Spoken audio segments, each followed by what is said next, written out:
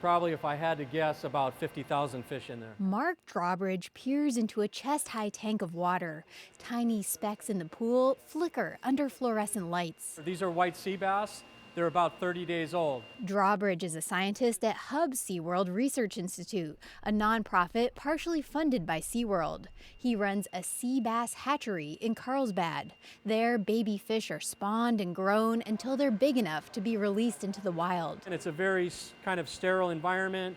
They're being hand-fed, and at some point they go into the wild and they got to figure it out. Internal documents recently released show making it to the wild can be a challenge. As first reported by the online news site Voice of San Diego, thousands of fish reared at the Hub's hatchery have died. They developed diseases including herpes and bacterial infections. Others were blind or deformed and were euthanized.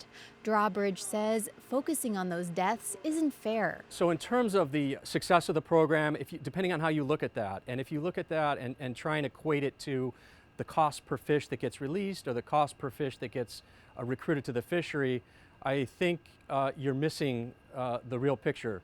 And that is that this is an experimental program. And what we're charged to do is evaluate the feasibility of using this technique to help restore depleted stocks. Drawbridge says he expects fish to die just as they do in the wild. He points to research that shows Hub's fish have better chances of living than at other hatcheries, but not as good as in the wild. I mean, that's kind of where you want to be. The gold standard. Hub's is aiming to restock sea bass that are popular among fishermen.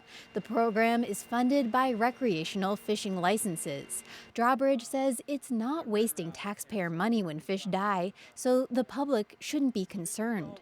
It's part of the scientific process. We haven't taken any steps backwards in terms of what we're doing. All of our steps have been improvements.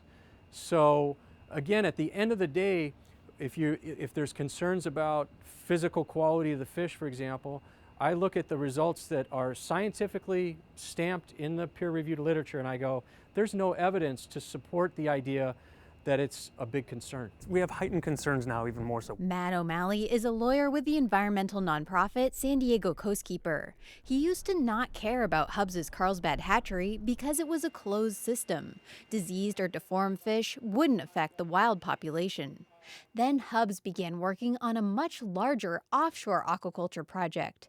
It would be used to raise fish and move them to large netted pens off San Diego's coast, eventually producing 11 million pounds of fish a year. It's like anything. If you're hiring someone to do a job, you kind of look at their resume, you look at their past performance. O'Malley has long been worried the offshore aquaculture project would spread disease to wild fish. Now, the internal documents about the Carlsbad hatchery increases fears. We know that similar system or management style is developing or resulting in the prevalence of disease. That certainly we have issues. Once you take these fish and put them into a confined system, it actually fosters the type of disease spreading that we're concerned about.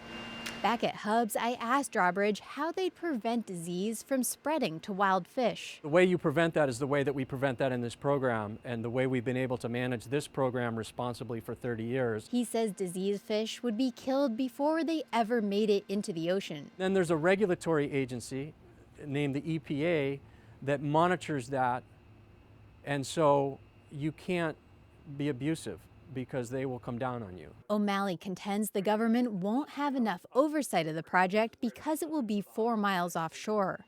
He submitted a letter with his concerns to the U.S. Environmental Protection Agency, which is right now reviewing the project. Claire Tregesser, KPBS News.